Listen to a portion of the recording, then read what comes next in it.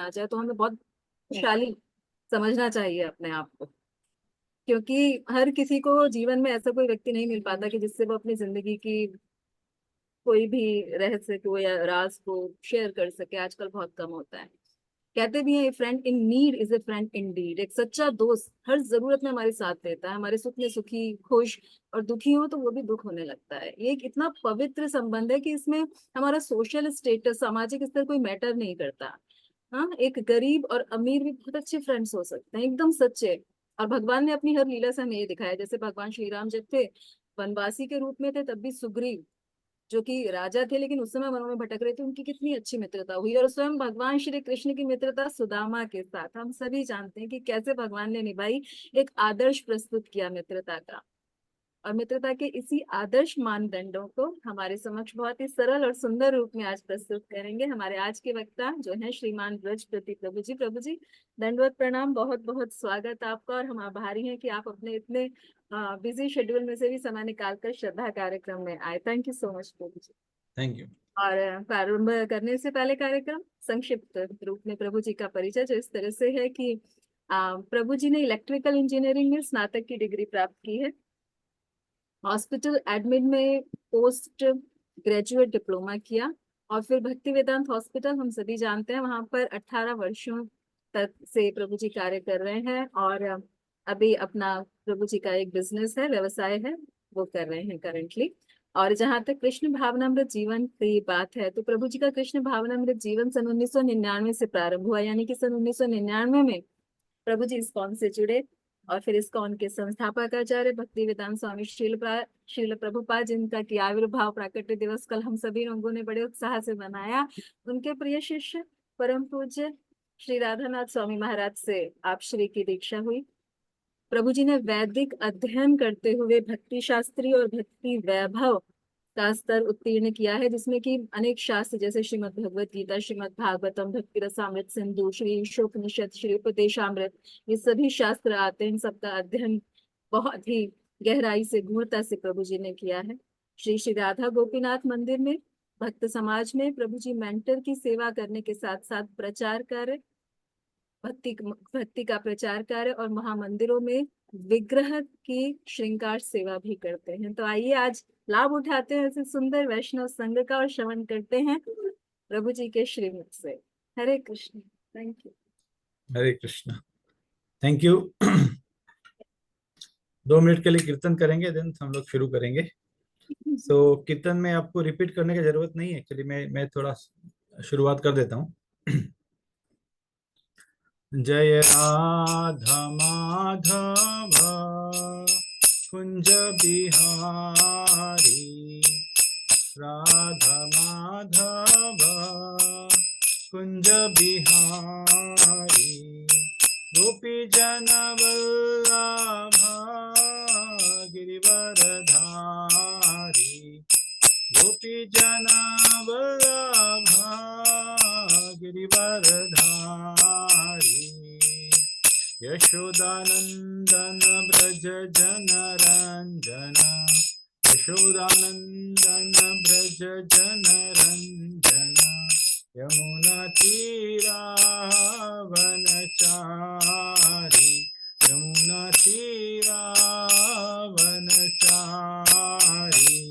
जय राधा माधव कुंज बिहारी, गोपी जन वल्लभा गिरिवरधारी,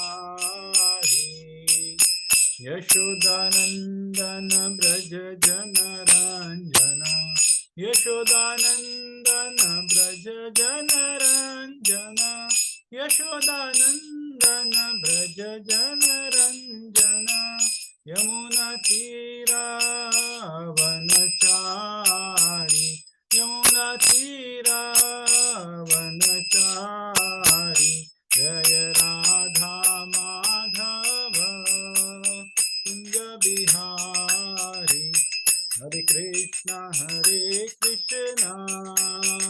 कृष्णा कृष्णा हरे हरे, हरे राम राम राम हरे हरे,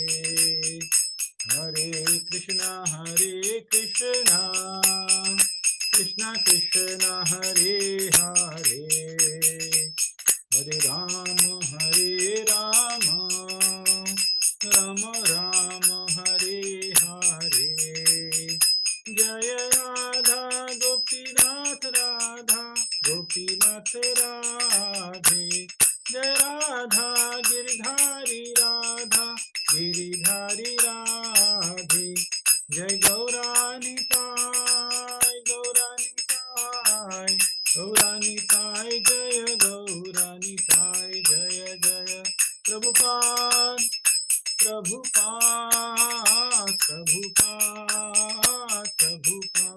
जय जय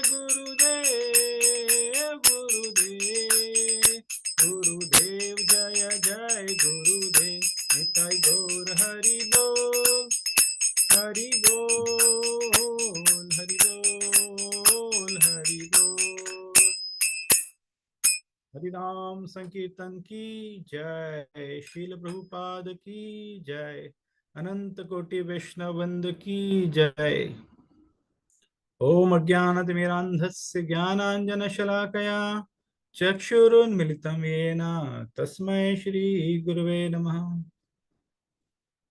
हरे कृष्णा। तो आप सभी का स्वागत है हमारे इस श्रद्धा प्रोग्राम में। आप सभी श्रद्धा रखने वाले हैं, इसीलिए इस प्रोग्राम में आप शामिल हुए हैं। सो भक्ति की शुरुआत ऐसा कहते हैं कि श्रद्धा से ही होती है। चाहे किसी ने भक्ति शुरू की हो, चाहे आज किसी भी पोजीशन पर हो, लेकिन कहीं ना कहीं शुरुआत श्रद्धा से होती है। जब हम किसी के ऊपर विश्वास रखते हैं, श्रद्धा रखते हैं, तो वहां से हमारी पहली सीढ़ी शुरू होती है भक्ति की। भक्ति को एक लेडर की तरह कहा गया है, एक सीढ़ी की तरह कहा गया है। तो उसमें अलग अलग स्टेप होता है और अंततः हमें भगवत प्रेम प्राप्त करना होता है। तो उसकी शुरुआत लेकिन होती है वो श्रद्धा से होती है।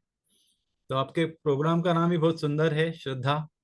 तो इसमें हम सब जुड़कर अपनी श्रद्धा को धीरे धीरे निष्ठा में बदल सकते हैं, रुचि में बदल सकते हैं और अंततः भगवत प्रेम में बदल सकते हैं। ये हमारा अंततः गोल है कि एक दिन हम निश्चित रूप से भगवान के प्रेम को प्राप्त करेंगे।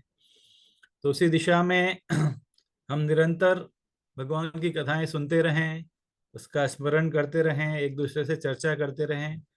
यही हमारे इन सब प्रोग्राम का एकमात्र उद्देश्य होता है। आज के प्रोग्राम एक ट्रू फ्रेंड, एक वास्तविक मित्र क्या होता है, उसके बारे में हम चर्चा करेंगे। तो सबसे पहले हम देखेंगे कि वो मित्र होता कौन है, एक्चुअली कौन है वो मित्र जिसकी हमें तलाश है, ऐसा मित्र कहाँ हमें मिलेगा। दूसरा फिर हमको देखना है कि मित्रता का जो संबंध है वो कितनी तरह से हम स्थापित कर सकते हैं, अलग अलग तरीके से, उसके ऊपर हम चर्चा करेंगे। फिर हम कुछ मित्रता के उदाहरण देखेंगे कि किस तरह से मित्र एक दूसरे के काम आते हैं, कैसे मुसीबत में एक दूसरे का सहारा बनते हैं और कैसे उन्हें कंफर्ट जोन में लेके जाते हैं। फिर हम देखेंगे कि how to develop that friendship, उस मित्रता को कैसे स्थापित किया जाए, कैसे पुनर्स्थापित किया जाए, उसके बारे में हम चर्चा करेंगे। तो शुरुआत हम करते हैं, who is our true friend. तो उसकी शुरुआत हम एक छोटी सी कथा से करेंगे। मैं सोचता हूँ कि कहानी सुनना सबको अच्छा लगता है, तो एक कहानी से हम शुरुआत करेंगे। तो कहानी इस प्रकार है, एक राजा था और उस राजा की 4 पत्नियां थी। आश्चर्य की बात नहीं, राजाओं की बहुत सी पत्नियां होती थी। तो उसकी जो चौथी पत्नी थी, उस चौथी पत्नी से वो अत्यधिक प्रेम करता था। उसके लिए वो कुछ भी करने को तैयार होता था। उसके लिए अच्छे तरह तरह के पकवान उसको खिलाता था, तरह तरह के जेवर उसके लिए बनाकर देता था। उसका सब तरह से सुख सुविधाओं का ध्यान रखता था वो, और वो पत्नी भी उसे चाहती थी। तो ये उसकी चौथी पत्नी थी। उसके बाद नंबर 3, तीसरे नंबर की जो पत्नी थी, उस पत्नी का उसको बहुत गर्व था उसके ऊपर। और वो जहां भी जाता था, किसी भी मीटिंग में, किसी भी सभा में, तो उस पत्नी का प्रदर्शन करता था वो कि ये मेरी पत्नी है, देखो मैं कितना गौरवशाली हूँ कि ये पत्नी मेरे पास में है। तो उस पत्नी के ऊपर से बहुत घमंड था। लेकिन साथ में उसको एक डाउट भी था उस पत्नी के ऊपर कि ये शायद हमेशा मेरे साथ नहीं रहेगी। ऐसा उसको डाउट था कि चली जाएगी मेरे पास से। तो ये हो गया पत्नी नंबर 3। फिर उसके बाद है पत्नी नंबर 2।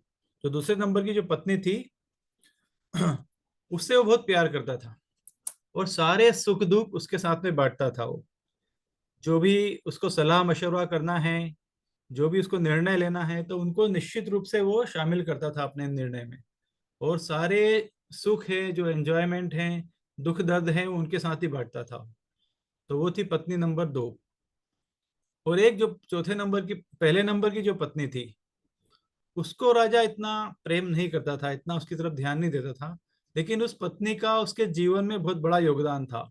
उसका राजकाज चलाने में, उसका संसार चलाने में, सब चीजों में उसका पत्नी का योगदान था।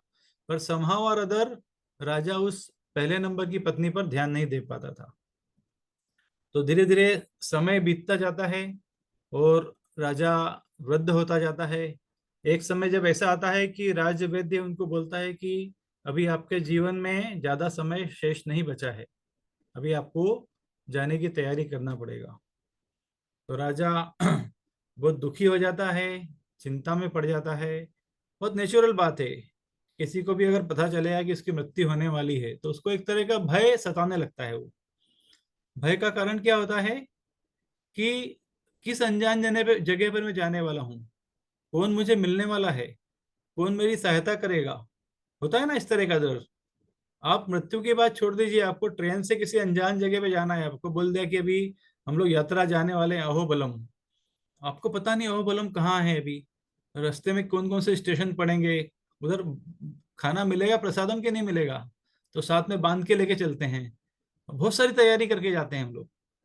उस तैयारी के बिना हम लोग हिलते नहीं घर से। अरे ये खाना अगर नहीं मिला तो क्या करेंगे, पानी नहीं मिला तो क्या करेंगे, कोई साथ वाला है कि नहीं आसपास दूसरे डिब्बे में। तो जब एक छोटी सी यात्रा की इतनी तैयारी करते हैं हम, ट्रेन जर्नी की, तो फाइनल जर्नी के लिए कितना आदमी चिंतित होता है। तो इस तरह से राजा को बहुत ज्यादा चिंताएं होती है। तो फिर फाइनली राजा चिंता में, फिर उसको विचार आता है कि अरे मेरे पास 4 पत्नियां हैं मेरे पास, तो मुझे इतना डरने की जरूरत नहीं होना चाहिए।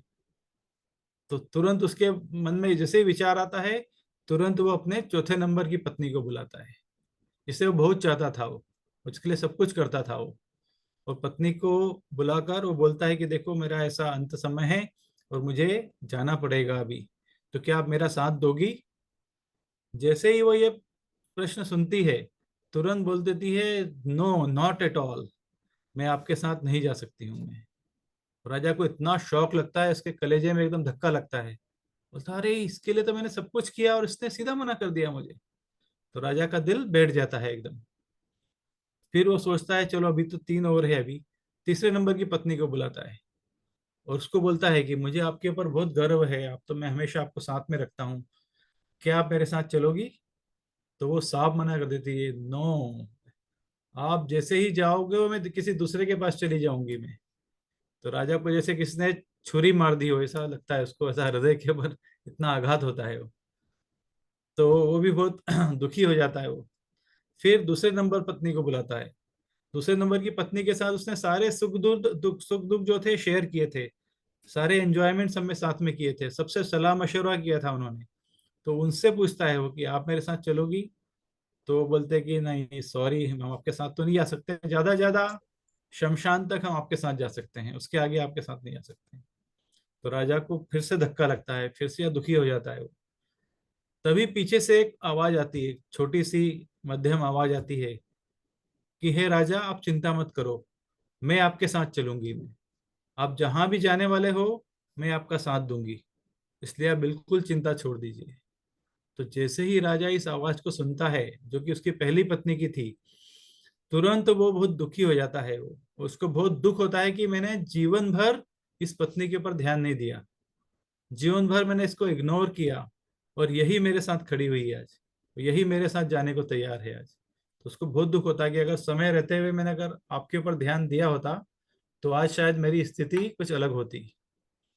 तो क्या आप गेस करेंगे कि कौन उसकी चौथे नंबर की पत्नी कौन थी? Any guess? प्रभु जी उनका सोल, सोल प्रभु जी। नहीं, सोल तो साथ में जाती है। तो जो चौथे नंबर की पत्नी थी वो हमारी देह है, देह, देह मतलब बॉडी, हमारी, शरीर। हमारा शरीर है वो। तो जैसे ही शरीर, जैसे ही मृत्यु होती है तुरंत शरीर को हमको छोड़ना पड़ता है। भले ही हमने कितना ही उसको क्रीम पाउडर लगाया है, कितना बादाम काजू खिलाया है, कितने अच्छे अच्छे जेवर, साड़ी, कपड़े, सलवार सूट सब पहनाया उसको, लेकिन जैसे ही अंत समय आता है वो सब साइड में रख दो और चल पड़ो आप। तो इस तरह से चौथे नंबर की पत्नी उसके किसी काम नहीं आई। तीसरे नंबर की पत्नी, एनी गेस, जिसे वो सब जगह शो ऑफ करता था कि अरे ये मेरी पत्नी है, any guess? Circle, Wealth. Relatives, नहीं।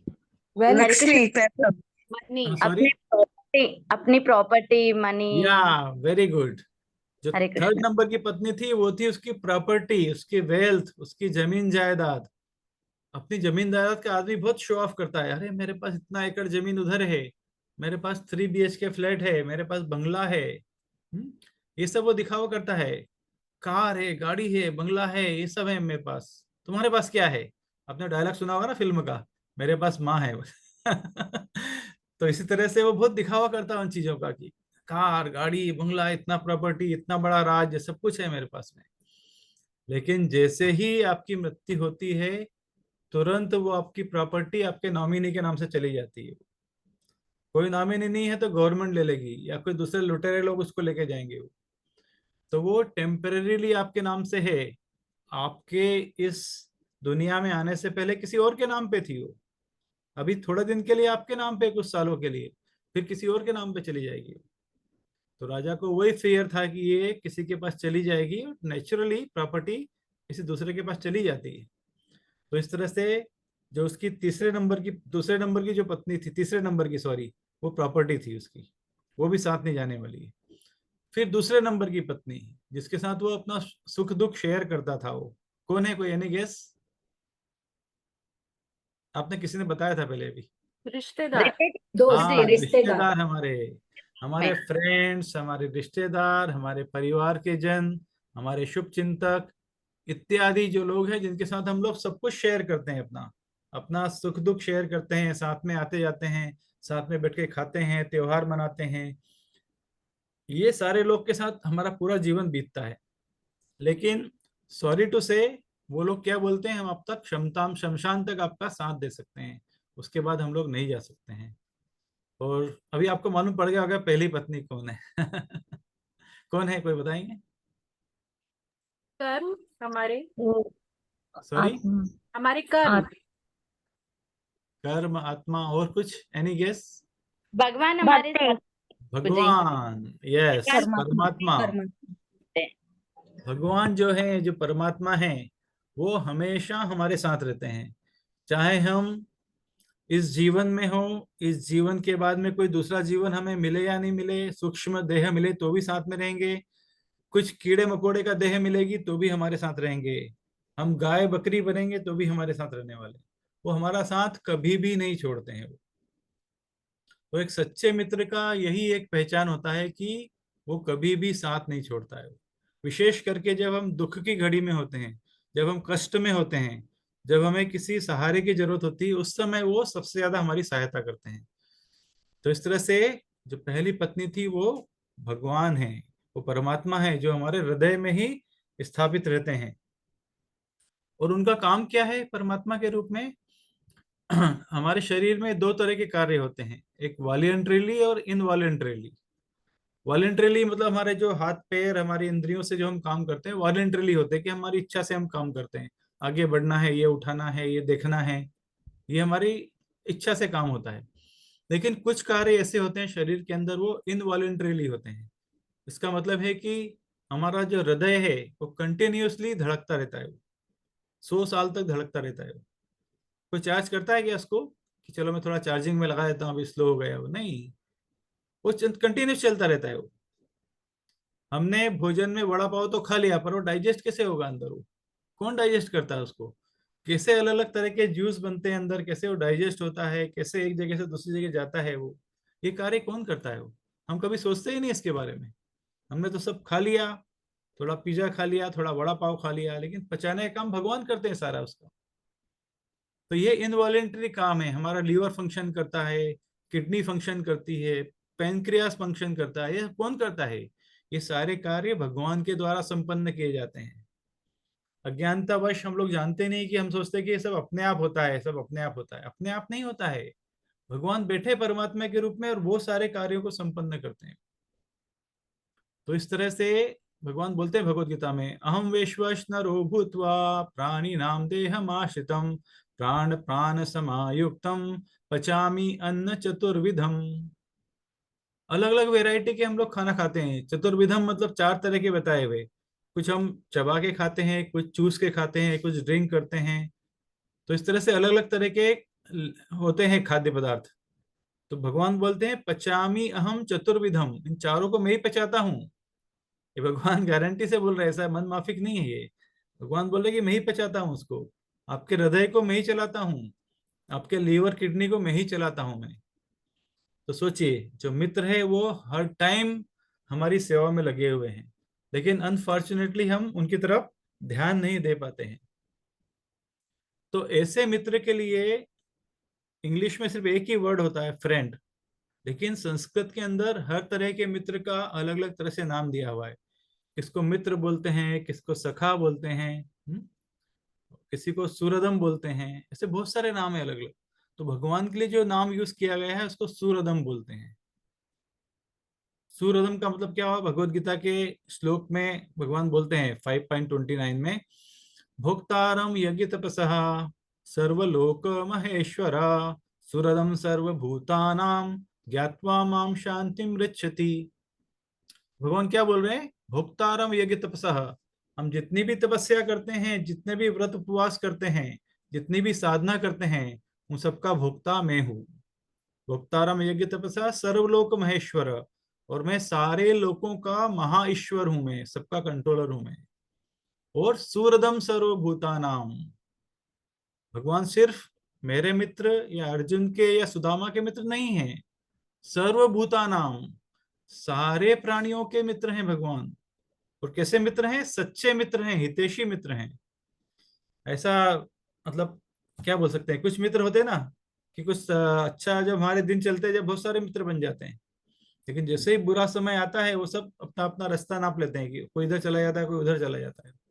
लेकिन भगवान हमेशा ही हमारे साथ रहते हैं, इसलिए उनको सूरदम कहा जाता है। तो ऐसे सूरदम भगवान का हम क्यों नहीं ध्यान करें? ऐसे सूरदम भगवान का हम क्यों नहीं उनकी देखभाल करें? क्यों नहीं उनके साथ में हम मित्रता का संबंध स्थापित करें? ऐसा संबंध जो हमेशा जीवित रहे, हमेशा लाइव रहे, ऐसा संबंध हमें स्थापित करने का प्रयास करना चाहिए। तो इस तरह से भगवान का एक नाम होता है अखिल रसामृत मूर्ति। ये भगवान का एक नाम है, भक्ति रसामृत सिंधु में दिया हुआ है। इसका मतलब होता है कि भगवान सारे रसों का आदान प्रदान करते हैं। आप भगवान को किसी भी रूप में पूछ सकते हो। जैसे हम देखें कि मथुरा में जब कंस ने उन्हें बुलाया था और युद्ध करने के लिए, बड़े बड़े मल्ल और पहलवान वहां पर थे, उनसे युद्ध करने के लिए बुलाते हैं। जब कृष्ण बलराम युद्ध के क्षेत्र में जाते हैं, उस अखाड़े में जाते हैं, तो उस समय जितने भी लोग बैठे थे वो अलग अलग तरीके से भगवान के साथ में अपना संबंध स्थापित कर रहे थे। जो वहां ब्रजवासी थे वो बोल रहे थे कि अरे ये तो हमारा ही मित्र है, ये तो हमारे परिवार का सदस्य है। उस मथुरा की जो स्त्रियां थी उन्हें लग रहा था कि साक्षात कामदेव यहाँ पर आ गए हैं, और कंस को लग रहा था कि साक्षात यमराज हैं ये तो, और मल्लों को लग रहा था कि ये कोई बहुत बड़े फाइटर हैं ये। तो इस तरह से जितने लोग थे उतने तरह के रसों में भगवान के साथ में उनका आदान प्रदान हो रहा था। इसलिए भगवान का एक नाम है अखिल रसामृत मूर्ति। एक ऐसा पर्सनालिटी जो सारे रसों का सार है, वो रसराज है, रसराज। भगवान का एक नाम रसराज भी है। तो इस तरह से भगवान से हम अनेक रसों में अपना मित्रता का संबंध स्थापित कर सकते हैं। मुख्य रूप से 5 रस बताए हुए हैं। शांत रस, शांत रस में व्यक्ति भगवान का निराकार रूप का ध्यान करता है और मेडिटेट करता है। ध्यानावस्थित तदगतेन मनसा पश्यन्ति यम योगिनः, योगी अपने मन में ध्यान करते हैं भगवान का निराकार रूप में, और शांत रस में होता है। उसके बाद होता है दास्य रस। दास्य रस मतलब जो स्वामी और सेवक का जो संबंध होता है, स्वामी और सेवक, तो उसमें सेवक हमेशा भगवान की सेवा करना चाहता है, हर परिस्थिति में हर तरह की सेवा करना चाहता है। इस तरह से वो अपने स्वामी को खुश करना चाहता है। जैसे हनुमान जी, वो भगवान श्री राम की हर तरह से सेवा करना चाहते थे, हर परिस्थिति में, कभी ना बोलते ही नहीं थे। 24 आवर भगवान के साथ ही रहते थे। एक बार सब जो अयोध्या के वासी है उन लोगों ने डिसाइड किया कि ये हनुमान जी हमेशा ही भगवान के साथ रहते हैं और हर सेवा हर काम कर देते हैं, हमको तो सेवा का मौका मिलता ही नहीं है। तो एक बार वो सब लोग प्लानिंग करते हैं और हनुमान जी को बुलाते हैं, इधर आओ। बोले देखो ये हमने लिस्ट बनाई है सेवा की, ये भगवान को पानी देगा, ये भगवान के वस्त्र लेके आएगा, ये उनको चंदन लगाएगा, ये करेगा, ये करेगा। बहुत लंबा लिस्ट था। अभी आपके लिए तो कोई इसमें बचा ही नहीं, सॉरी हनुमान जी, हम आपकी हेल्प नहीं कर सकते हैं अभी। तो हनुमान जी इतने चतुर हैं, वो बोलते इसमें एक सेवा रह गई अभी। कौन सी सेवा? भगवान जब भी जमाई लेंगे, यानिंग करेंगे, तो चुटकी कौन बजाएगा उनका मुंह बंद करने के लिए? तो मैं 24 आवर उनके साथ ही रहना पड़ेगा, कब जमाई लेंगे पता नहीं वो। तो इस तरह से भगवान हनुमान जी बहुत चतुर है, कोई भी सेवा करने के लिए तत्पर रहते हैं वो, उसमें उनको कोई शर्म नहीं, कोई झिझक नहीं है उसके अंदर। तो ये दास से और स्वामी का एक संबंध होता है। लेकिन इसके अंदर एक तरह का एक फियर रहता है, दास को हमेशा सेवक रहता है कि मैं कुछ, मेरी सेवा में कुछ मिस्टेक नहीं हो जाए, मेरी सेवा से स्वामी नाराज नहीं हो जाए। तो उससे भी एक उच्च संबंध होता है, वो सख्य रस बोलते हैं इसको, फ्रेंडशिप। फ्रेंडशिप में जो संबंध होता है उसके अंदर मित्रता का और समानता का भाव होता है। जैसे भगवान के जो गोपगण थे वो भगवान के साथ ही खेलते थे, कभी भगवान हार जाते थे तो भगवान को उनको कंधे पे उठा के घूमना पड़ता था। जैसे आपने प्रलंबासुर का कथा सुना है, उसके अंदर कृष्ण की टीम जो है वो हार जाती है, तो बलराम जी की टीम वालों को कंधे पे उठा के घूमना पड़ता है। तो प्रलंबा नाम का एक राक्षस आके वो कृष्ण की टीम में शामिल हो जाता है और बलराम जी को कंधे पे उठा के और ग्राउंड का चक्कर लगाने लगता है। वो चक्कर लगाते लगाते वो जंगल की तरफ निकल जाता है वो। तो आप सबको पता है किस तरह से बलराम जी ने उसके सिर पर एक प्रहार किया और वहीं उसका अंत कर दिया। तो इस तरह से सखा के भाव में एक समानता का भाव होता है, मित्रता का भाव होता है। फिर एक और रस होता है, उसको बोलते हैं वात्सल्य रस। वत्स बोलते हैं गाय के बछड़े को। तो गाय अपने बछड़े को कितना प्रेम करती है, उसको हमेशा उसके लिए चिंतित रहती है। तो जो माता पिता का बच्चों से जो प्रेम होता है उसको वात्सल्य प्रेम कहा जाता है। तो उस प्रेम में बहुत सारे भक्त होते हैं जो भगवान से अपना आदान प्रदान करना चाहते हैं। जैसे देवकी वसुदेव हो गए, नंद यशोदा हो गए, कौशल्या दशरथ जी हो गए। इस तरह से ये वात्सल्य का भाव होता है। और एक होता है माधुर्य रस, कंजुगल लव। इसका मतलब होता है दाम्पत्य जीवन में जो प्रेम का संबंध होता है उसे माधुर्य रस कहा जाता है। तो इस रस में भगवान अपनी 16,108 रानियों के साथ में, गोपियों के साथ में, श्रीमती राधा रानी के साथ में इस प्रेम के संबंध के साथ में व्यवहार करते हैं। तो इस तरह से अनेक रसों में भगवान के साथ संबंध को स्थापित किया जा सकता है। तो सारे रसों की चर्चा करना तो संभव नहीं है। तो आज हम लोग मुख्य रूप से सख्य रस के बारे में चर्चा करेंगे कि सख्य रस होता क्या है। तो भगवान, जैसा कि मैंने बताया कि वो सुहृदम रहते हैं, वो हमारे सच्चे मित्र हैं, नेचुरल फ्रेंड। वो हमेशा हमारा भला चाहते हैं, कभी बुरा चाहते ही नहीं। हमारे जीवन में भी इस तरह के कुछ लोग होते हैं जो हमारे हमेशा भला चाहते हैं। कौन होते हैं वो? हमारे माता पिता। माता पिता बच्चों को कभी बुरा नहीं चाहते ना, हमेशा अच्छे ही चाहते हैं।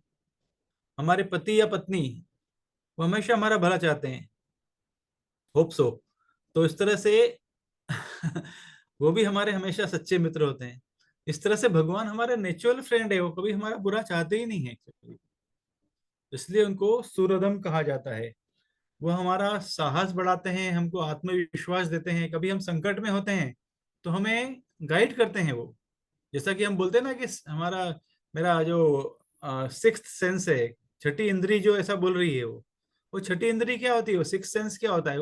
वो परमात्मा ही होते हैं। वो परमात्मा आपको अंदर से आवाज लगाते हैं कि ये बराबर नहीं, इधर कुछ खतरा नजर आ रहा है, या परमात्मा बोलते हैं नहीं नहीं इधर ठीक है, इधर जाओ तुम। तो हमें परमात्मा की आवाज सुनने का प्रैक्टिस करना पड़ता है, परमात्मा की आवाज सुनने का प्रयास करना पड़ता है। जो छठी इंद्री जो बोलते हैं, एक्चुअली वो परमात्मा ही होते हैं हमारे, जो हमें टाइम टू टाइम गाइड करते हैं और हमारी रक्षा करते हैं। तो इस तरह से हमने देखा कि हमारे सबसे पहला पॉइंट जो था कि हमारे जो मित्र कौन है, स्वयं भगवान हमारे सबसे अच्छे मित्र होते हैं। अभी हम कुछ उदाहरण देखेंगे किस तरह से संकट आने पर भगवान ने अपने मित्र की रक्षा की। तो सबसे अच्छा उदाहरण है अर्जुन का। अर्जुन जो थे भगवान के बहुत अच्छे सखा थे, यहाँ तक कि भगवान का एक नाम उनके पार्थ सारथी भी है, एक नाम, हाँ, जो अपने मित्र के लिए सारथी बनने को तैयार हो जाते हैं, उसके सच्चे मित्र के रूप में कार्य करते हैं। विशेष करके सबसे ज्यादा आवश्यकता कब होती है अर्जुन को, जबकि महाभारत का युद्ध प्रारंभ होने वाला होता है। सो मित्रता के अंदर दो इंपॉर्टेंट चीज होती है, आप सभी भी याद रखिए दो चीज। पहला तो है प्रेम और दूसरा है रेस्पेक्ट। ये दो इंपॉर्टेंट इंग्रेडिएंट होते हैं मित्रता के। प्रेम का मतलब क्या होता है? प्रेम मतलब सिर्फ गुड़ी गुड़ी बात करना, अच्छी अच्छी बात करना, वो प्रेम नहीं होता है। प्रेम का मतलब होता है, प्रभुपाद बोलते हैं, प्रेम मतलब डिवोशनल सर्विस, सेवा। आप कौन सी सेवा करने के लिए हमेशा तैयार रहते हैं अपने मित्र की, कौन सी सहायता करने के लिए आप उपलब्ध रहते हैं, या फिर जब उसको काम पड़ता आप बोलते हैं कि मैं बहुत बिजी हूं, अभी आ नहीं सकता हूं, तो इसको मित्रता नहीं कहते हैं। प्रेम का मतलब होता है कि आप सेवा के लिए तत्पर रहते हैं, तैयार रहते हैं सहायता करने के लिए। और दूसरा, आपके मन में उनके प्रति रेस्पेक्ट होना चाहिए फ्रेंड्स के लिए। ऐसा नहीं कि आप बार बार उसको बेइज्जत करते हैं, उसका इंसल्ट करते हैं, तो भी आप उससे एक्सपेक्ट करेंगे कि वो हमेशा हमेशा हमारा मित्र रहे। तो इस तरह से संकट के समय भगवान कैसे अर्जुन की रक्षा करते हैं, इसका आप उदाहरण देखेंगे कि जब महाभारत का युद्ध होने वाला था, उसके जस्ट पहले दुर्योधन और अर्जुन दोनों भगवान के पास जाते हैं। दोनों को, जितने भी संसार के अंदर राजा थे, उनकी सहायता की आवश्यकता थी। तो कुछ राजा जो थे वो दुर्योधन की पार्टी में शामिल हो जाते हैं, कुछ जो थे वो अर्जुन की पार्टी में शामिल हो जाते हैं। मतलब जब विश्व युद्ध होने वाला होता है तो दो जो कंप्लीट जो ग्रुप होते हैं दो भाग में डिवाइड हो जाते हैं। कोई एक ग्रुप एक है, दूसरा कोई ग्रुप है। बहुत कम लोग तटस्थ रह पाते हैं उसके अंदर, सभी को शामिल होना ही पड़ता है उसके अंदर। तो उसी तरह से सारे संसार के राजा, सारी सेनाएं, सारे शूरवीर, महारथी सब दो ग्रुप में डिवाइड हो जाते हैं। और जो कौरवों की सेना थी उसके अंदर 18 अक्षौहिणी सेना थी, उसके अंदर उसकी बड़ी सेना थी। और पांडवों के पास में 11 अक्षौहिणी सेना थी, उनके पास कम लोग थे। तो फिर कृष्ण भी उस समय राजा थे मथुरा के, तो उनकी सहायता लेने के लिए भी दोनों जाते हैं। उस समय कृष्ण भगवान आराम से अपने बिस्तर पर सोते होते हैं, और जैसे ही भगवान आंख खोलते हैं तो सामने उनको अर्जुन दिखाई देते हैं। तो भगवान पूछते हैं अर्जुन से, कहो अर्जुन कैसे आना हुआ, तुम्हें मेरी क्या सहायता चाहिए?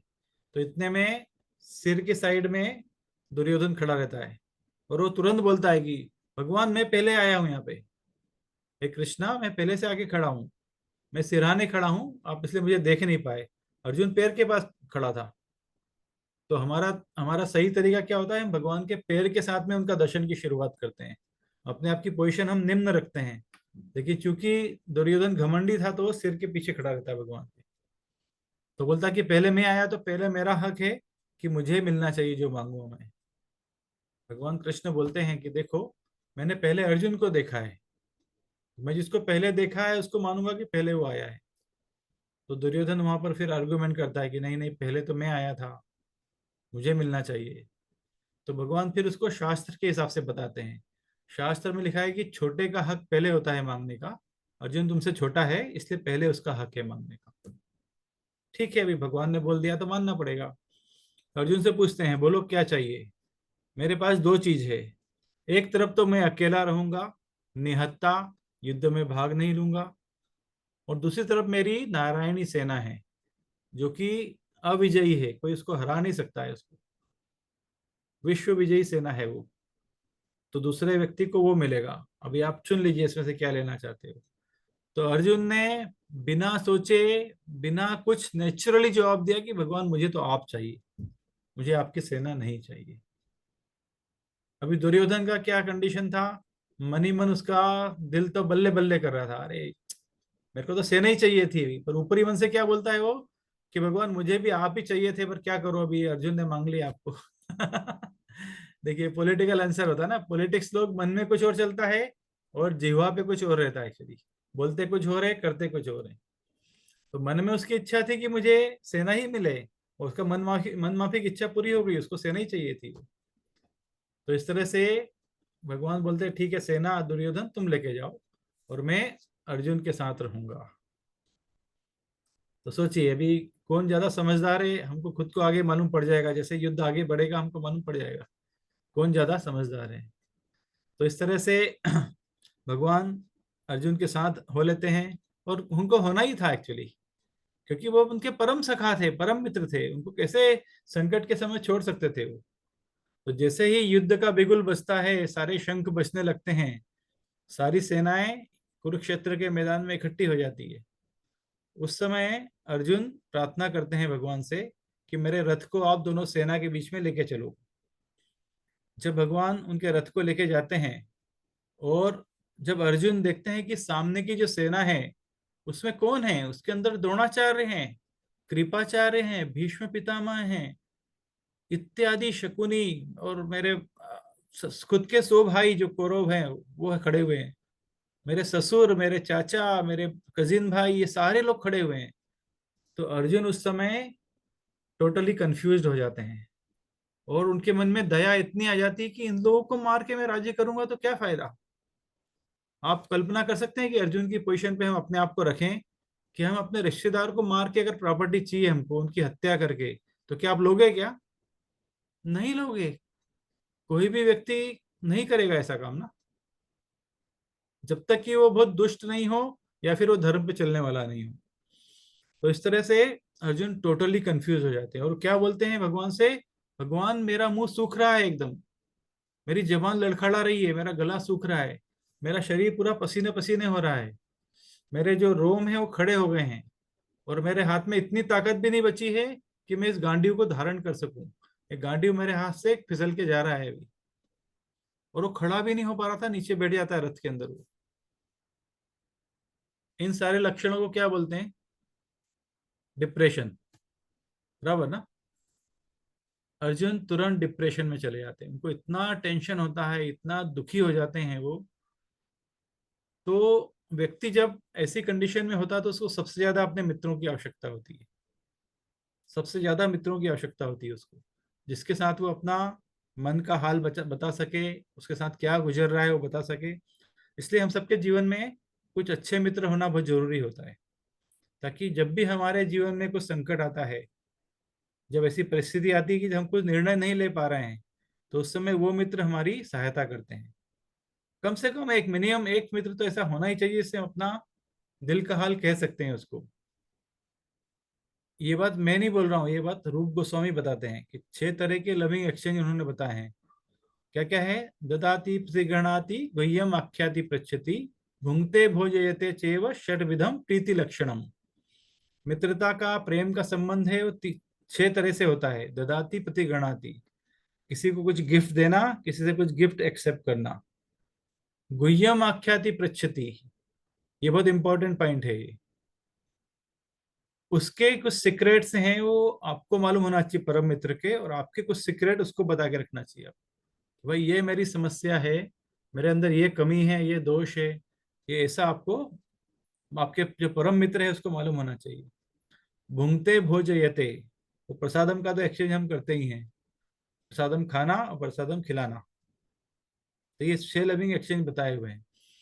तो इस तरह से जो हमारा परम मित्र है उसके साथ में हमारे ऐसे संबंध होना चाहिए कि वो हमारे बारे में सब जानता है, टोटल ट्रांसपेरेंसी के साथ जाता है कि हम क्या हैं एक्चुअल में।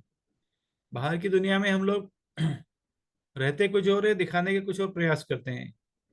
किसी से पूछो आपकी हाउ आर यू, तो बोलेगा आई एम वेरी हैप्पी। कैसे हो आप?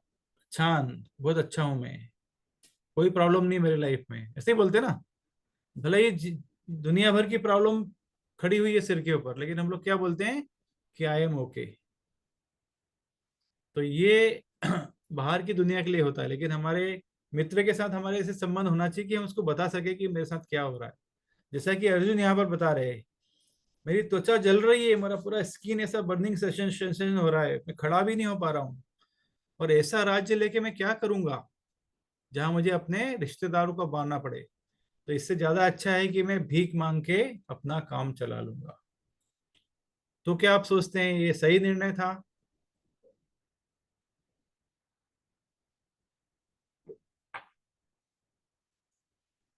तो उस समय यस, नहीं प्रभु जी, सही निर्णय तो नहीं था।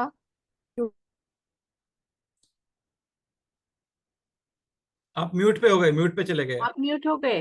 हाँ, सही निर्णय इसलिए हम नहीं मानते क्योंकि उनके मित्र स्वयं भगवान, मतलब इतने शक्तिशाली उनके साथ मित्र हैं, और वो अगर कुछ बोल रहे हैं कि आप ये कीजिए, तो उन्हें अपने मित्र पे ये भरोसा होना चाहिए था कि अगर मेरे ये मित्र बोल रहे हैं जो मेरे दुख सुख में बचपन से साथ में रहे, तो कुछ तो सही होगा इसमें।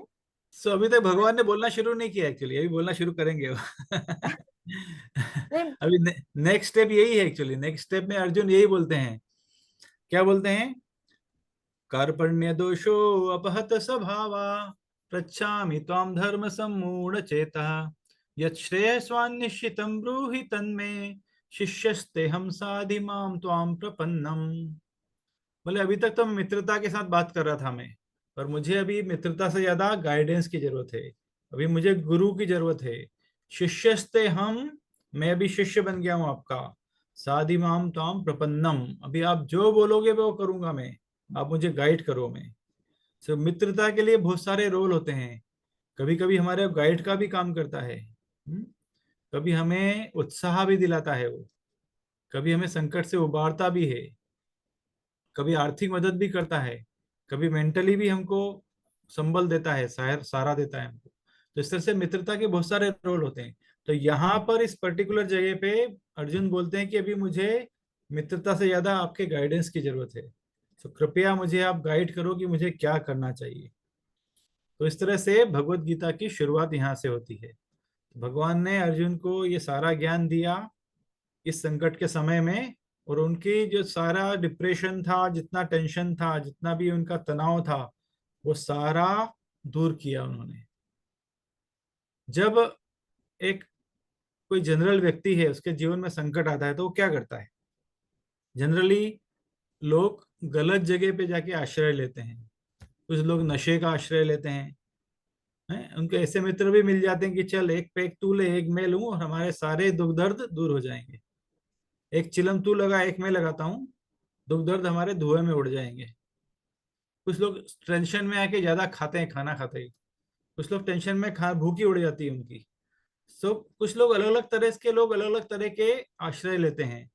कुछ लोग बदला लेने का सोचते हैं स्ट्रेस के समय में कि इसने मेरे साथ ऐसा किया, इसलिए ऐसा हुआ, मैं इसको भी छोड़ूंगा नहीं। तो भगवान क्या बोलते हैं? सर्वधर्म परित्यज्य मामेकम शरणम व्रजः। आप कुछ भी संकट में हो, कुछ भी मुसीबत में हो, आप मेरी शरण में आइए, तो मैं आपके सारे संकटों का हल निकालूंगा। तो हम देखेंगे लास्ट में कि कौन कौन से उपाय से हम भगवान से संबंध स्थापित कर सकते हैं। तो इस तरह से पूरे महाभारत के युद्ध में भगवान ने अलग अलग स्थानों पर उनकी पूरी सहायता करी और उनके प्राणों की रक्षा की। आप सभी महाभारत को जानते हैं, फिर भी मैं उदाहरण के लिए 2-3 एग्जाम्पल आपको बताता हूँ कि किस तरह से उनके प्राणों का संकट को भगवान ने दूर किया। तो अर्जुन चूंकि क्षत्रिय था, तो क्षत्रिय जो रहते हैं वो काफी साहसी रहते हैं, और कभी कभी वो प्रण करते हैं, उसको पूरा करते हैं, प्राण जाए पर वचन ना जाए। तो युद्ध के दौरान क्या हुआ, आप सभी को पता है कि एक बार कौरवों ने चक्रव्यूह की रचना की थी, और उस चक्रव्यूह को सिर्फ 2 व्यक्ति ही तोड़ सकते थे, या तो अर्जुन या फिर अर्जुन का पुत्र जो था अभिमन्यु। तो उस समय अर्जुन को उन्होंने ऐसी इतना दूर वो लेके गए थे चक्रव्यूह से कि वो वहां तक आना उसके लिए संभव नहीं था। तो उस समय अभिमन्यु को सब बोलते हैं पांडव, बाकी पांडव जो थे, दुर्योधन सॉरी युधिष्ठिर महाराज, नकुल सहदेव, कि आप इसमें एक बार घुस जाओ तो आपके पीछे पीछे हम लोग घुस जाएंगे इसमें, और इनका चक्रव्यूह हम लोग तोड़ देंगे। तो अभिमन्यु बोलता है ठीक है, मैं ऐसा कर सकता हूँ, मुझे तोड़ना आता है चक्रव्यूह, लेकिन इससे बाहर निकलना नहीं आता। एक बार अंदर में फंस गया तो फिर आ नहीं पाऊंगा मैं। तो बोलते आप चिंता मत करो, पूरी सेना तैयार है हमारी, हम आपको लेके आप पीछे पीछे आपके घुस जाएंगे हम लोग। तो जैसे ही अभिमन्यु चक्रव्यूह को तोड़ते हैं और उसके अंदर एंटर करते हैं, तो उस समय जयद्रथ जो था जयद्रथ के पास में ऐसा शिव जी का वरदान मिला हुआ था उसको कि एक दिन के लिए वो पूरी कौरवों की सेना, पांडवों की सेना को रोक सकता था, ऐसा उसने वरदान लिया था। तो उस वरदान के कारण क्या करता है कि बाकी लोगों को वो एंटर ही नहीं होने देता है। कितना ही वो लोग ट्राई करते हैं, कितना भी हार्डशिप करते हैं, लेकिन वो उस चक्रव्यूह में एंटर होने नहीं देता है उनको। अपने उस पावर के कारण, उस वरदान के कारण उनको रोक के रखता है वो। और अभिमन्यु अंदर जाकर बहुत वीरता के साथ युद्ध करता है, उसकी सेना का लगभग सफाया कर देता है वो। तो उस समय सारे लोग परेशान हो जाते हैं और द्रोणाचार्य को बोलते हैं कि अभी आप ही कुछ उपाय करो। तो द्रोणाचार्य भी अपना सिर झुका लेते हैं कि बोले ये इसको रोकना तो बहुत पॉसिबल नहीं है, बोले सिर्फ एक ही उपाय है और वो उपाय गलत उपाय है एक्चुअली, उसी से हम इसको रोक सकते हैं। वो उपाय क्या है कि 6 महारथी मिलके इससे युद्ध करेंगे तो ही हम इसको रोक सकते हैं, वो भी गलत तरीके से। एक महारथी आके इसके घोड़ों को मारेगा, एक सारथी को मारेगा, एक इसका रथ को तोड़ेगा, एक इसके कवच को तोड़ेगा, एक इसके धनुष बाण को तोड़ेगा, और एक पीछे से वार करके इसका कवच जो ऊपर का शील्ड रहता है उसको तोड़ देगा वो। तो ही इसका वध संभव है, अदरवाइज पॉसिबल नहीं है। तो वो तो सब दुष्ट प्रवृत्ति के थे जो थे, सब बोलते हैं हाँ हाँ हम लोग ऐसे ही करेंगे हम लोग। इवन कृपाचार्य और द्रोणाचार्य भी उस षड्यंत्र में शामिल हो जाते हैं। इस तरह से 6 महारथी मिलकर, उसके अंदर कर्ण भी था, उसके अंदर कृतवर्मा भी था, उसके अंदर दुशासन भी था, ये सारे लोग मिलके और अभिमन्यु का वध कर देते हैं। और ये जो खबर थी वो बहुत शॉकिंग थी सबके लिए, सब पांडवों के लिए, कि ऐसा कैसे हो सकता है, कैसे इतने बड़े महारथी को मार सकते हो। जब उनको मालूम पड़ता है कि ये सारी चाल के पीछे जयद्रथ का सबसे बड़ा हाथ है, तो अर्जुन प्रतिज्ञा करते हैं कि कल सूर्यास्त के पहले मैं जयद्रथ का वध कर दूंगा, और अगर मैं नहीं कर पाया तो अग्नि में प्रवेश कर लूंगा, ऐसी वो प्रतिज्ञा करते हैं। तो जैसे ही सामने वाले खेमे में मालूम पड़ता है कि अर्जुन ने ऐसी प्रतिज्ञा की, तो वो लोग बहुत खुश होते हैं। बोले हम, जयद्रथ तो अपना बैग बंद करके भागने की तैयारी में था, बोले अर्जुन ने प्रतिज्ञा करी तो मैं बचने वाला नहीं हूँ, अभी मेरा जान कोई नहीं बचा सकता है। तो उसने अपना पेटी वेटी बांध लिया था, बोले मैं भाग रहा हूँ, गाँव जा रहा हूँ अपने। सब लोग उसको साहस देते हैं, अरे तुम चिंता मत करो, सारी सेना तुम्हारे लिए खड़ी रहेगी, तुम्हारा कोई बाल भी बांका नहीं कर पाएगा, तुम बिल्कुल चिंता मत करो। और युद्ध में मरना तो वीर के लिए बहुत शोभा की बात है, इसलिए तुम चिंता मत करो, तुम खड़े रहो इधर। सब लोग समझा के उसको तैयार करते हैं। और फिर नेक्स्ट डे जब युद्ध चालू होता है तो इतना उन्होंने व्यूह रचना की थी कि अर्जुन भी उसके अंदर एंटर नहीं कर पाता है। अर्जुन भी पूरा दिन हो जाता है, सुबह से शाम युद्ध करते करते करते, फिर भी कई किलोमीटर दूर था, वो पहुंच ही नहीं पाते वहां तक।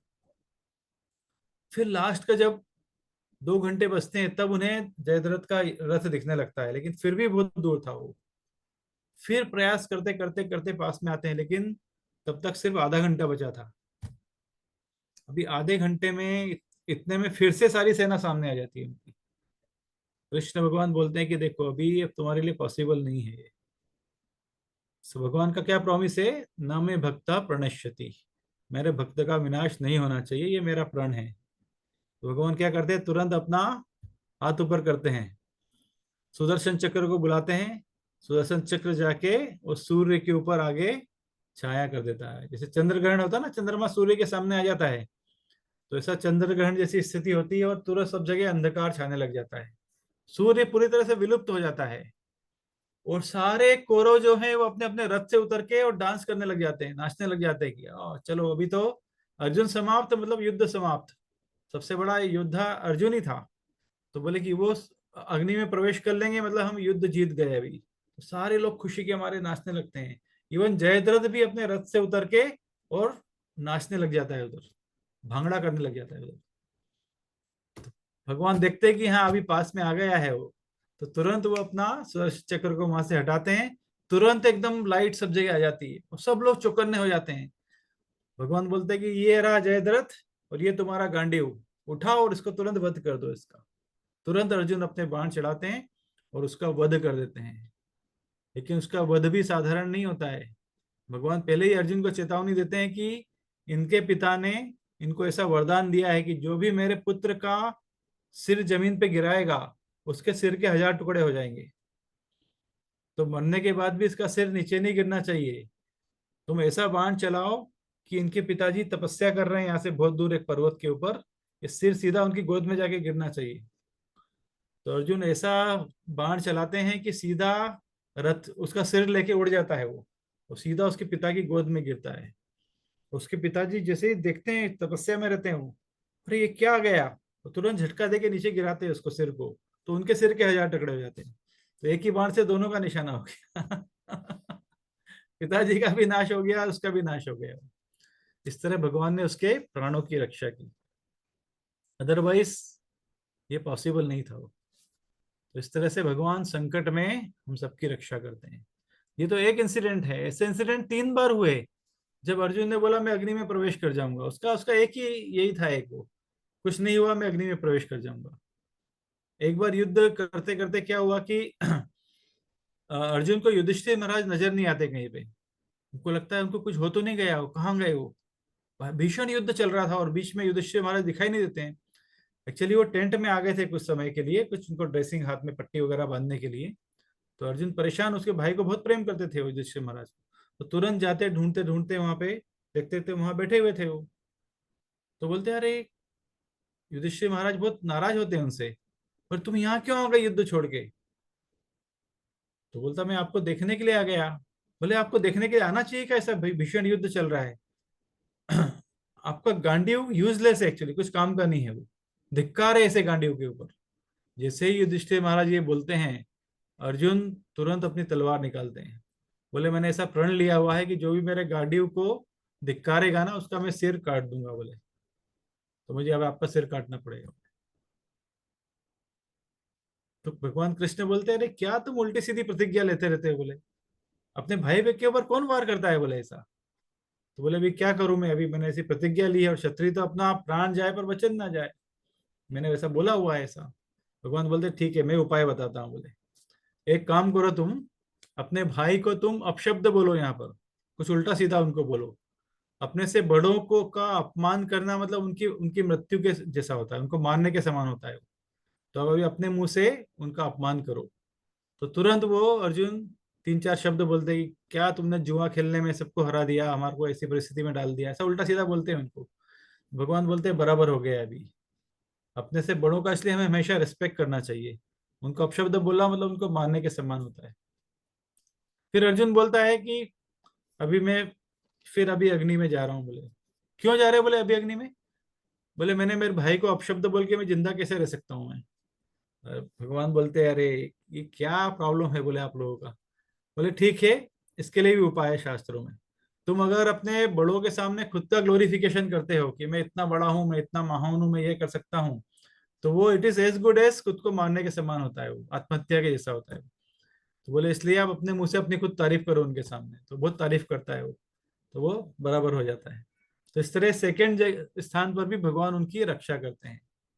तीसरा, एक बार अर्जुन, ये युद्ध के बाद की बात है, द्वारका में मिलने के लिए जाते हैं भगवान कृष्ण से। वो द्वारका में जब मिलने जाते हैं, तो उस समय जब वो राज दरबार में बैठे होते हैं, उस समय एक ब्राह्मण आता है वहां पर।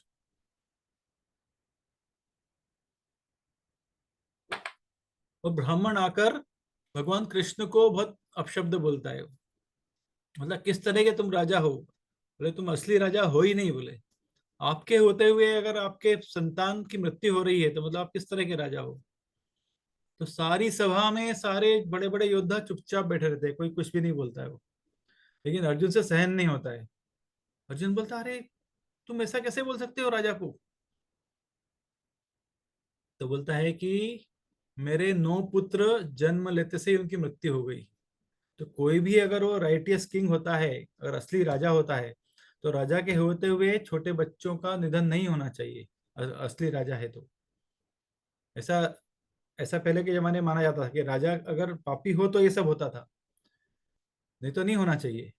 तो अर्जुन बोलता है ऐसा कैसे हो सकता। बोले बोले तुम चिंता मत करो, तुम्हारा 10वां पुत्र होगा, उसको कोई उसका बाल बांका नहीं कर पाएगा वो। और मैं प्रतिज्ञा लेता हूं कि अगर मैं उसको बचा नहीं पाया तो अग्नि में प्रवेश कर जाऊंगा। फिर से वही प्रतिज्ञा ली उसने। फिर अर्जुन जाता है उस ब्राह्मण के घर के उधर, और उसके घर को पूरा अपने बाणों से ऐसा कवर करता है कि एक चींटी भी अंदर नहीं घुस सकती, उसके अंदर हवा भी अंदर नहीं जा सकती है। ऐसा पूरा डोम बनाता है, ऐसा पिंजरा बनाता है वो। बोलता अभी मैं खड़ा रहता हूँ अपना धनुष बाण लेके, मैं देखता हूँ यमराज भी इसके अंदर आ नहीं सकते हैं इसके अंदर, ऐसा मैं पूरा सुरक्षित करता हूँ। और मुझे बुलाओ जिस दिन आपका जन्म होने वाला हो उस दिन बुलाते हैं अर्जुन को। अर्जुन धनुष बाण लेके बाहर खड़े होते हैं। जैसे ही 10वें बच्चे का जन्म होता है उसके रोने की आवाज आती है और थोड़ी देर बाद आवाज बंद हो जाती है।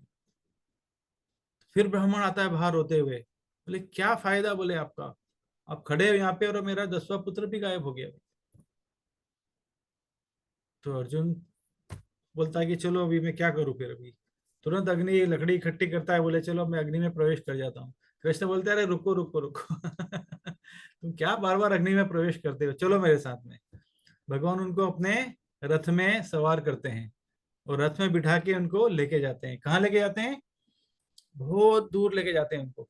पूरा जो ब्रह्मांड की जो लेयर्स हैं उसको क्रॉस करते हैं। इस ब्रह्मांड के अंदर 7 लेयर होती है, भूमि, अग्नि, वायु, अग्नि, आकाश, मन, बुद्धि, अहंकार, महतत्व। इन सबको क्रॉस करके अंतरिक्ष में जाते हैं। और अंतरिक्ष में पूरा अंधकार था सब जगह। भगवान का सुदर्शन चक्र आगे आगे चलता है और वो पूरा रोशनी करता हुआ चलता है वो। और इतना बहुत लंबी यात्रा करके अंततः वो एक स्थान पर पहुंचते हैं। उस स्थान पर एक बहुत बड़ा व्यक्ति ऐसा लेटा हुआ था आराम से। कौन थे वो? स्वयं महाविष्णु थे वो। महाविष्णु गर्भोदक जल में वो लेटे हुए थे, ऐसा कारणोदक जल में लेटे हुए थे।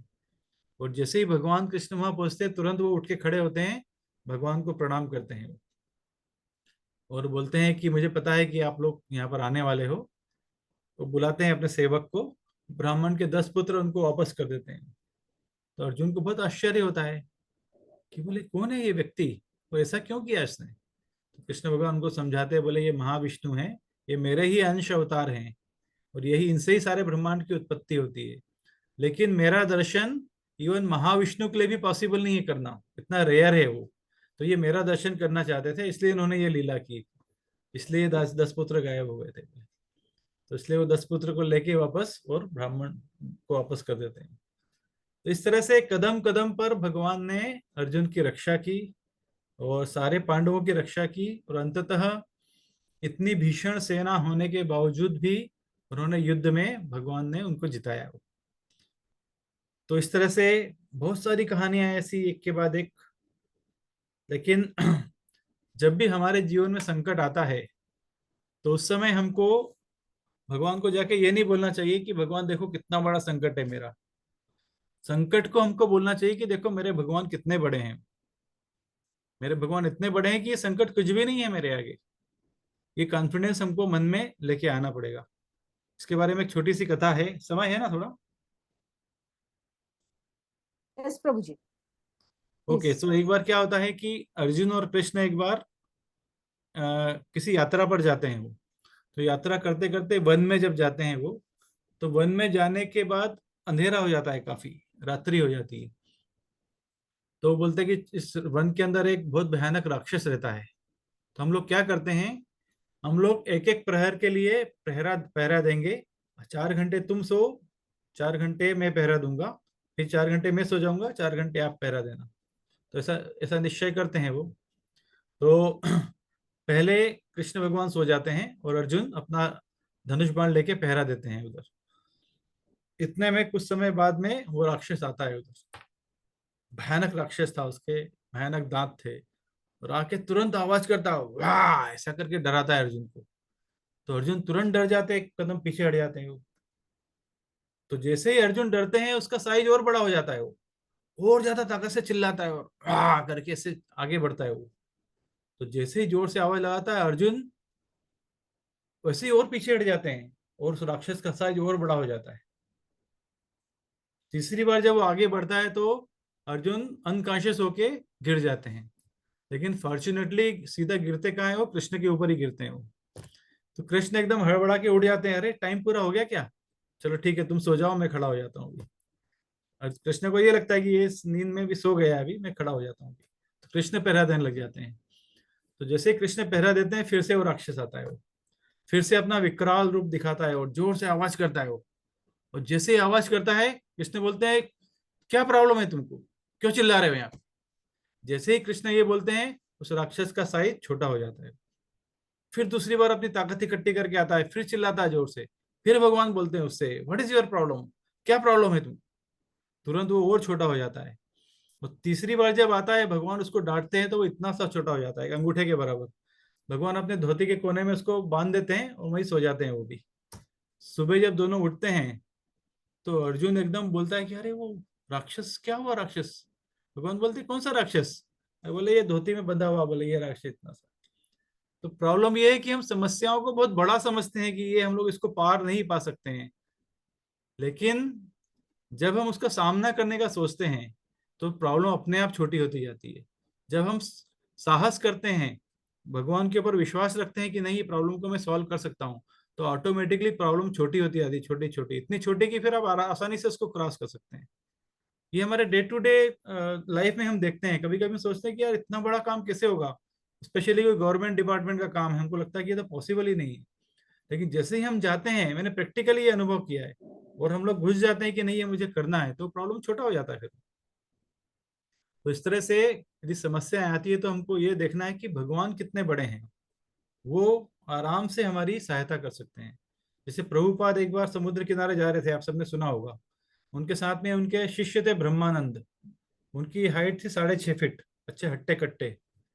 सो प्रभुपाद एक छोटे से केकड़े को देखते हैं, इतना सा केकड़ा था वो। प्रभुपाद बोलते हैं ब्रह्मानंद इस केकड़े को पकड़ो। ब्रह्मानंद तुरंत जंप करते हैं उस केकड़े को पकड़ने के लिए, लेकिन वो केकड़ा तुरंत समुद्र में चला जाता है और उसके हाथ में सिर्फ रेत आती है। प्रभुपाद हंसने लग जाते हैं, क्या तुम 6.5 फुट के और वो आधा इंच के केकड़े को नहीं पकड़ पाए? फिर प्रभुपाद उसका परपोर्ट बताते हैं, क्योंकि उस केकड़े ने सही समय पर सही व्यक्ति का आश्रय लिया था, इसलिए तुम उसको कुछ भी नहीं कर पाए बोले। उसी तरह हम लोग बहुत छोटे हैं, समस्याएं आती है हमारे जीवन में, लेकिन अगर सही व्यक्ति का हम आश्रय लेते हैं, ना कि हम किसी गलत व्यक्ति से गलत सलाह लेके गलत गलत कार्य की तरफ जाते हैं, तो निश्चित रूप से हमें समाधान मिलता है और भगवान एक मित्र के रूप में हमारी सहायता करते हैं। सो अभी भगवान से हम लोग संबंध को स्थापित कैसे करें, वो इम्पोर्टेंट है। अभी हमने एग्जाम्पल बहुत सारे देख लिए अभी, और बहुत सारे उदाहरण है हम लोग, लेकिन समय का अभाव है इसलिए हम लोग ज्यादा नहीं बोल सकते हैं। नहीं तो प्रहलाद महाराज है, सुदामा है, गजेंद्र हैं, इत्यादि सारे लोगों की कैसी सहायता करी भगवान ने, वो सारे उदाहरण है हमारे सामने।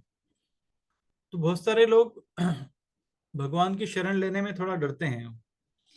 वो सोचते हैं भगवान का एक नाम हरि है, हरि मतलब वो सब कुछ लेके जाएंगे हमारा, हमारा प्रॉपर्टी, हमारा 2 BHK 1 BHK सब लेके जाएंगे, खाना रखेंगे तो शायद वो भी लेके जाएंगे वो, इसलिए डर के हमारे उनकी शरण में ही नहीं आते।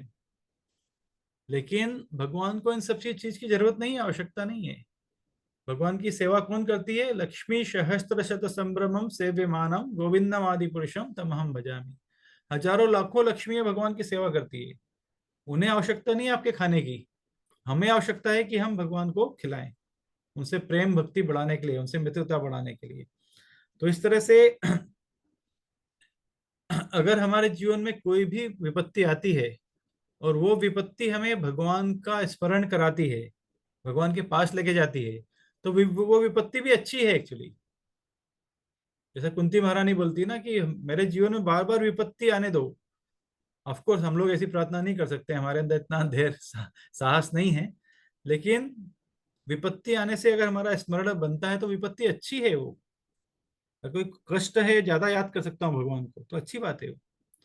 लेकिन हमें ऐसी प्रार्थना नहीं करना चाहिए ऑफ कोर्स, जैसा कुंती महारानी करती है। तो इस तरह से अगर भगवान से अगर हमको मित्रता स्थापित करना है तो उसके क्या तरीके हैं? तो तरीका नंबर 1, भगवान तो अभी हमारे सामने है नहीं, लेकिन भगवान के भक्त तो हमारे सामने मौजूद हैं। तो भगवान के मित्रों से, भगवान के जो भक्त हैं उनसे हम लोग मित्रता स्थापित करते हैं, तो निश्चित रूप से हमें भगवान की मित्रता भी प्राप्त होती है। ऐसा बोलते हैं ना, मित्र का मित्र भी हमारा मित्र होता है। अगर हमारा मित्र अगर एक भक्त है और उनके मित्र भगवान है, तो इनसे मित्रता करना मतलब भगवान से मित्रता करने के बारे में।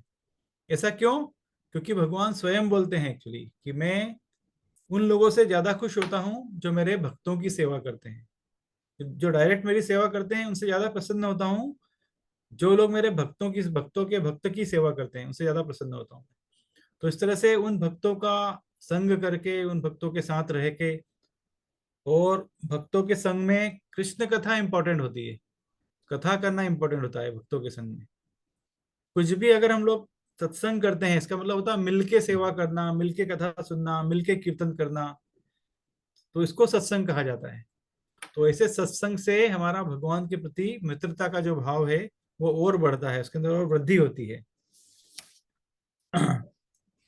भगवान बोलते हैं श्रीमद् भागवतम के अंदर, साधु हृदयम मह्यम साधु नाम हृदयम तो हम मदन्यत तेन जानन्ति नाहम तेभ्यो मनापि च। मेरे भक्तों के हृदय में मैं रहता हूँ और मेरे हृदय में मेरे भक्त रहते हैं। मेरे भक्त मेरे अलावा किसी को नहीं जानते और मैं मेरे भक्तों के अलावा किसी को नहीं जानता हूँ। तो ऐसे भक्तों का हम लोग सानिध्य करेंगे, उनसे फ्रेंडशिप करेंगे, उनका आश्रय लेंगे, तो निश्चित रूप से हमें भगवान का आश्रय प्राप्त होगा। तो ये तरीका नंबर 1 हो गया। तरीका नंबर 2 है भगवान की कथाओं का आश्रय लेना, भगवान की वाणी का आश्रय लेना। तो 2 तरह की कृष्ण कथा होती है। एक कथा जो स्वयं भगवान ने अपने मुख से बोली है, उसको बोलते हैं भगवद गीता, तो स्वयं भगवान ने अपने मुंह से उच्चारित की है। और दूसरी कृष्ण कथा होती है जो कृष्ण के बारे में उनके भक्तों ने, आचार्यों ने जो लिखा है, वो भी कृष्ण कथा होती है। तो इन कथाओं के माध्यम से हम भगवान से अपना कनेक्शन को स्थापित कर सकते हैं।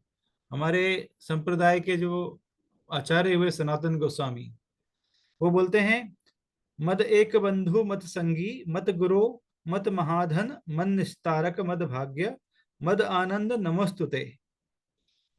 मेरा एक ही मित्र है, मेरा एक ही संगी है, मेरा एक ही गुरु है और मेरा एक ही आनंद है, वो है श्रीमद् भागवतम। श्रीमद् भागवतम का मैं आश्रय लेता हूं तो मुझे परम आनंद की प्राप्ति होती। तो हमें भी अपने जीवन में इस आनंद को बढ़ाने के लिए नित्यम भागवत सेवया, भागवतम का हमें नित्य रूप से आश्रय लेना चाहिए। थोड़ा समय निकल कर, आधा घंटा, 1 घंटा, कितना समय हो, तो उसके बारे में सुनना या पढ़ना या दूसरों को बताना, ये तीनों इक्वली उसका फायदा देते हैं। तो श्रीमद् भागवतम का हमको आश्रय लेना चाहिए ताकि भगवान से के प्रति हमारी जो मित्रता है वो और प्रगाढ़ हो जाए। तो इस तरह से नवविधा भक्ति के अंदर अनेक तरीके हैं जिससे हम भगवान से अपना संबंध स्थापित कर सकते हैं।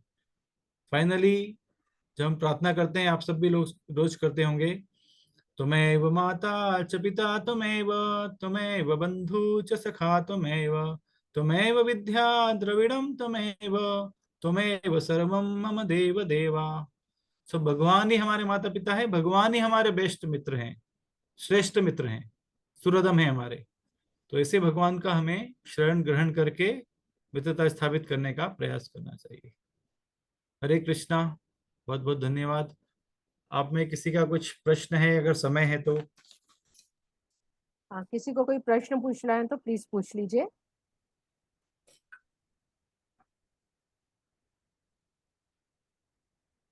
प्रभु जी, हमें एक प्रश्न मन में आया कि द्रोणाचार्य गुरु थे और गुरु हमें सतपथ में लेके जाते हैं। उन्हें जब पता था कि ये जो 6 जो उन्होंने सॉल्यूशंस बताए थे ये रॉन्ग है, वो हम धर्म के खिलाफ है, तो उन्होंने ऐसी सलाह ही क्यों दी? वो गुरु हैं, उन्होंने ऐसा बताया ही क्यों कि वो अधर्म का कार्य करें और वो एक एक बच्चे को इस तरह से मिलके उनका प्राण के वो ले ले? तो उन्होंने ऐसा क्यों किया? तो गुरु थे, उन्हें तो सही मार्ग बताना चाहिए। एक्चुअली जो द्रोणाचार्य थे वो उनके आध्यात्मिक गुरु नहीं थे, वो उनको मार्शल आर्ट सिखाने वाले गुरु थे, वो जिन्होंने उन्हें उनको युद्ध शास्त्र की शिक्षा दी थी। वो सो आध्यात्मिक गुरु नहीं थे। आध्यात्मिक गुरु का कार्य, हमारे जीवन में बहुत सारे गुरु होते हैं जो हमको अलग अलग तरह के ज्ञान की शिक्षा देते हैं। कोई हमें क्या सिखाता है, कोई क्या सिखाता है, लेकिन आध्यात्मिक गुरु एक ही होता है हमारे जीवन में, जो हमें, उनका एक ही कार्य होता है, सिर्फ भगवान का रास्ता दिखाना। वो हमको कोई मेडिसिन नहीं बताएगा, वो कोई हमें शास्त्र नहीं सिखाए, दूसरा कुछ ज्ञान नहीं देगा। वो एक ही चीज बताएगा कि आप कौन हैं, what is your real identity. जीवेर स्वरूप है कृष्णेर नित्य दास, ये हमारी रियल आइडेंटिटी है कि मैं भगवान का नित्य दास हूँ, गुरु ये बताते हैं हमको। और क्या बताते हैं, जायते मृत्य या कदाचित नायम भूत्वा भविता या वा न भूया अजो नित्यम शाश्वतो अयम पुराणो न हन्यते हन्य माने शरीरे। आप आत्मा हो, आप अजर अमर हो। गुरु ये बताते हैं, हमारी परिचय क्या है, हम आत्मा हैं, भगवान के सेवक हैं। दूसरी चीज गुरु क्या बताते हैं कि भगवान कौन है। ईश्वर परम कृष्ण सच्चिदानंद विग्रह अनादिरादिर गोविंद सर्व कारण कारणम, वो भगवान है। और तीसरी चीज गुरु हमें क्या बताते हैं कि उनसे हमारा संबंध कैसे स्थापित हो, वो संबंध हम कैसे पुनर्स्थापित कर सकते हैं। ये तीन चीज अगर जो बताता है वो आध्यात्मिक गुरु होता है। मार्शल आर्ट सिखाने वाले हमको, उनको हम लोग आध्यात्मिक गुरु नहीं बोल सकते हैं। दूसरी बात ये थी कि वो उस समय उनका जो नौकरी था, वो दुर्योधन की नौकरी करते थे, वो धृतराष्ट्र की नौकरी करते थे, वहां से उनको पैसा घर चलाने के लिए मिलता था। तो जहां नौकरी करता है वहां स्वामी भक्ति दिखानी पड़ती है उनको ना। भाई चाहे मालिक गलत करना चाहता है तो गलत करना पड़ता है। कभी कभी हम लोग ऐसी जगह काम करते हैं, मजबूरी है हमारी, हमको नौकरी करना है, घर चलाना है, तो जो सेट करता है वो हमको करना पड़ता है। जैसे मैं एक फैक्ट्री में काम करता था, उधर केटल फीड बनता था। केटल फीड मतलब जो पशुओं के लिए आहार बनता था। तो वो उसके अंदर रेती मिलाता था, सैंड। क्योंकि क्या है, गवर्नमेंट के नाम्स के हिसाब से 2% रेती आई जाती है इसमें, जो भी अन्न वगैरह आता है उसमें। पर एक्चुअल में उसमें रेती बिल्कुल भी नहीं आती थी। तो बोले दो दो अगर मैं 10 रुपए की रेती अगर मेरा 100 रुपए किलो जाती है तो क्यों मैं नुकसान करूँ। तो थोड़ा रेती मिला उसके अंदर, वो पशु के अंदर जाएगी, पाप तो उसको मिलने वाला, पर हमको भी वो करना पड़ता था उसके लिए। तो इस तरह से कभी कभी हमारे कार्य के कारण हमको ऐसा करना पड़ता है, नौकरी के कारण। तो ऐसे ही वो उनकी नौकरी थी एक तरह से, वो आध्यात्मिक गुरु नहीं थे उनके।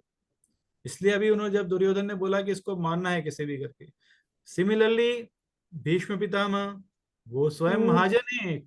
फिर हम बोलेंगे कि महाजन हो गए कैसे उसका साथ दे कैसे? देते। हाँ, बिल्कुल। कृपाचार्य।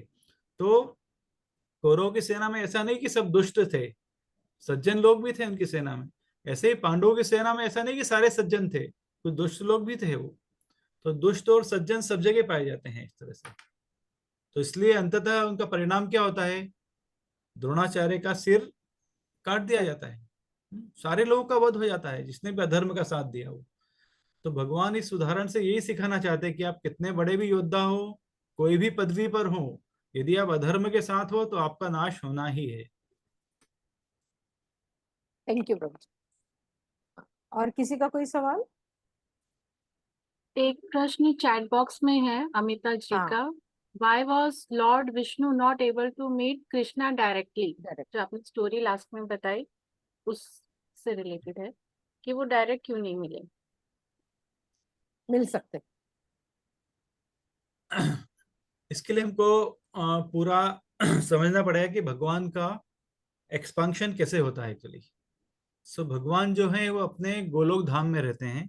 उनका जो गोलोक धाम है वो हर किसी के लिए उपलब्ध नहीं है वहां तक जाना एक्चुअली। गोलोक धाम भगवान का पहला जो एक्सपांशन है वो बलराम जी के रूप में होता है। संकर्षण बलराम जी, या उनको बलभद्र हम बोलते हैं, शेष अनंत शेष है, वो भगवान के पहले एक्सपांशन है।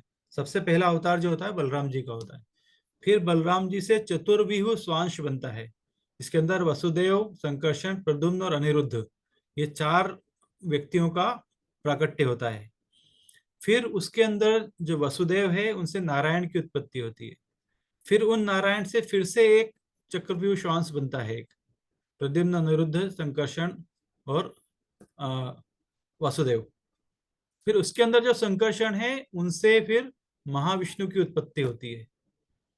तो जो विष्णु है वो भगवान के अंश के अंश के भी अंश के भी अंश है वो। तो उनका पोजीशन, हालांकि बोलने में वो भगवान के खुद के अंश हैं वो, लेकिन उनकी स्थिति हम देखेंगे तो उस जो डिसेंडिंग ऑर्डर में काफी नीचे आती है। तो हर किसी के लिए भगवान के दर्शन करना संभव नहीं होता है। भगवान हर किसी को दर्शन नहीं देते। इवन यहाँ तक कि ब्रह्मा जी भी भगवान के दर्शन करना संभव नहीं, ब्रह्मा जी के लिए भी। तो सारे देवता लोग जब भी कुछ संकट आता है उनके ऊपर तो वो लोग श्वेत द्वीप में जाते हैं, क्षीर सागर के किनारे, और क्षीर सागर के किनारे बैठ के भगवान की प्रार्थनाएं करते हैं। इसको पुरुष सूक्त कहा जाता है। तो उस पुरुष सूक्त के माध्यम से भगवान ब्रह्मा जी को दर्शन नहीं देते हैं, उनको हृदय में मैसेज भेजते हैं कि मैं इस रूप में अवतार लेने वाला हूँ और आपके लिए ये इंस्ट्रक्शन है। तो ब्रह्मा जी या किसी भी देवता, यहाँ तक कि विष्णु के लिए भी भगवान का दर्शन सुलभ नहीं है। इसलिए उनको जब भगवान ने स्वयं अवतार लिया यहाँ पर, भगवान कभी कभी स्वयं अवतार लेते हैं, कभी कभी अपने अलग अलग रूपों में आते हैं। तो जो स्वयं अवतार होता है वो बहुत दुर्लभ होता है एक्चुअली, वो हर किसी के लिए दर्शनीय नहीं होता है वो। तो इसलिए विष्णु को ये सब लीला करना पड़ा ताकि वो भगवान के दर्शन कर सके।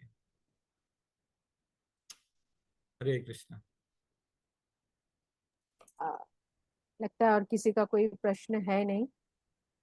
प्रभु जी, आपने बड़ी सुंदर तरीके से सब मित्रता का जो भगवान के साथ जो मित्रता का हम लोग को फल मिल सकता है वो आपने बताया, और किनसे हमें मित्रता करनी चाहिए वो भी आपने बताया। और शायद इस तरह से एक और आपने बहुत इंपॉर्टेंट बात कही कि सबके साथ एक अच्छा मित्र होना चाहिए। तो ये बहुत इंपॉर्टेंट है चीजें। तो आपने बहुत सुंदर उसने बताया, अपने टाइम भी दिया, और उम्मीद करेंगे आप फिर से आएंगे वापस से।